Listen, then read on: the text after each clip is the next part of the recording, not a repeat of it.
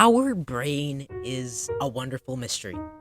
It single handedly gave rise to human civilization. And though it's how we think and perceive the world, we still don't understand it fully. It's already a wonder that these biological computers can perceive consciousness and think thoughts. But imagine if those thoughts could control your phone.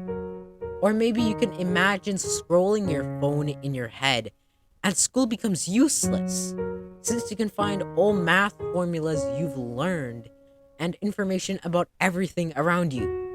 You barely need to lift your pinky and the information of the world is at your disposal.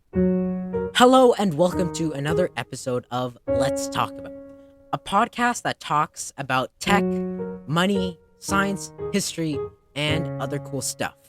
I'm your host, the host, and today we're taking a deep dive into the universe of BCIs. If it wasn't made clear already, BCIs stand for Brain Computer Interfaces. And here's how it works.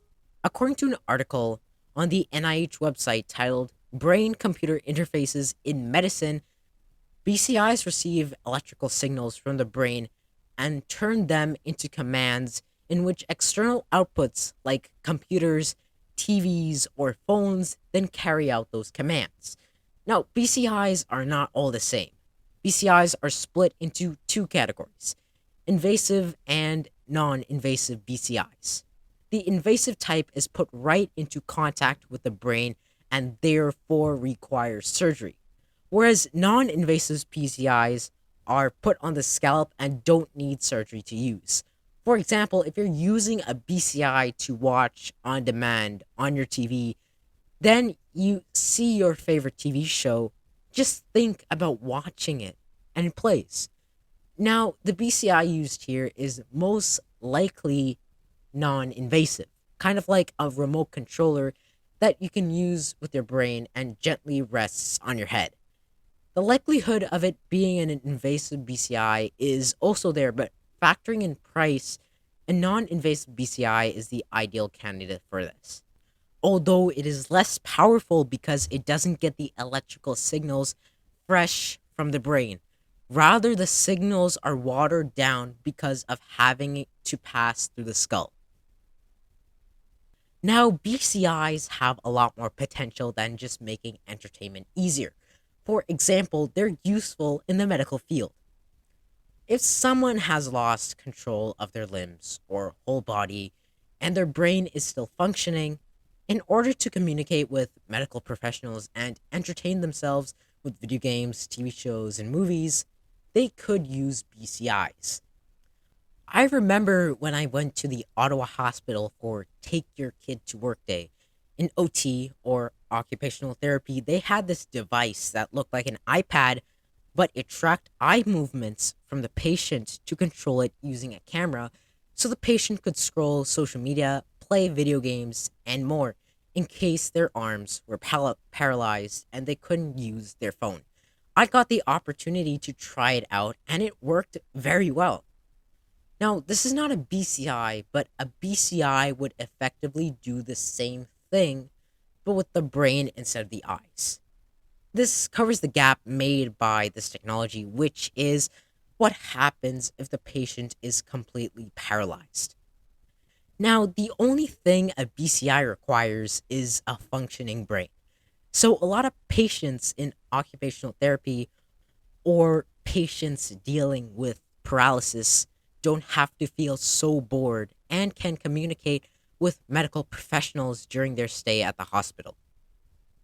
And it's not just patients who can benefit from this technology.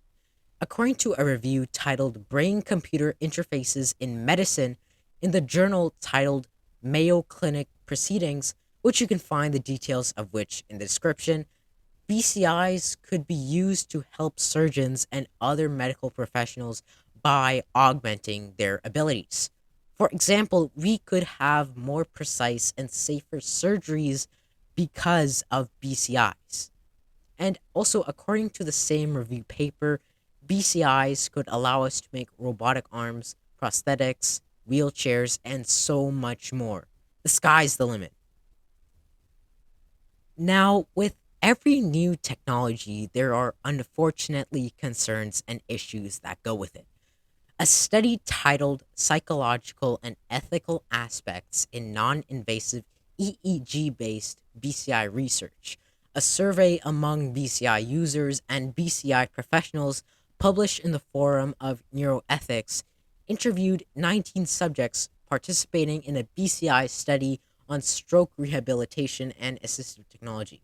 The BCIs used in the study were non invasive, and they also surveyed 17 BCI professionals. Quoting from the study, negative aspects reported include the long and cumbersome preparation procedure, discomfort with the cap and wet electrodes, problems concerning BCI control, and strains during the training sessions. In addition, some users reflected on the issues concerning system security. Each BCI model is different, but these are still concerns we must reflect on while implementing this technology. The study also reported that the BCI professionals they interviewed, quote unquote, stressed the need for correct information transfer. And this isn't only the only concern by professionals. This included the possibility of the BCI affecting the brains of participants in negative ways. In case you want to see all the concerns of the BCI study, we've included the study as well as a neuroethics form in the description along with our sources. In summary, though BCI technology already exists and has a multitude of benefits, we're still a long way from making sure it is safe and effective enough to implement mainstream. As always, we've hoped you've enjoyed this episode. If you have an idea for next week's episode, email us at letustalkabout@outlook.com. And don't forget to check out our website, which is linked in the description. All our sources are in the description in case you want to learn something more about this technology. As always, keep learning and let's talk about something next week. Happy holidays.